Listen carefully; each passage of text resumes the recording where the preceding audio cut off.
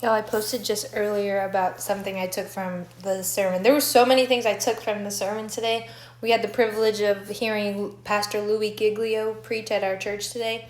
Man, it was so good. Something else I took from that I wanted to share was he said that Satan works through religion, especially religion who have a works-based faith, because he said religion tells you to do, right?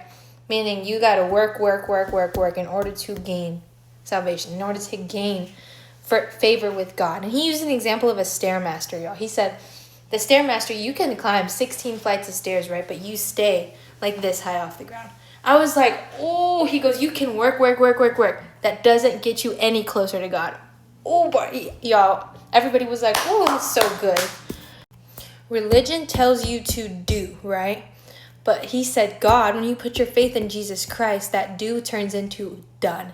Because when Jesus was on the cross and he was hanging there, and he goes, in his last breaths, he goes, it is finished. It is done. Meaning he defeated sin. So we no longer have to work to get closer to God. We don't have to work to be able to communicate with God. Jesus bridges that gap. So that do turning into done, our faith in Jesus Christ justifies us, and it gives us that relationship with God. And if you notice, y'all, if you ask people who are very devout in their religion, in their works-based faith, you ask them, okay, do you think you're going to heaven? They're like, I hope so, or maybe, I don't know.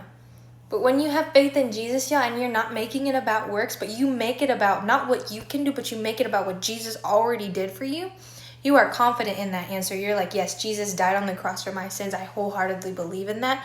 I take that, and I allow the Holy Spirit to transform my faith. Because the devil wants you to think, oh, if I do all these works, I'm going to get closer to heaven. Because that is the very thing that separates you from God, is trying to do things in your own power rather than relying on what he's already done for you.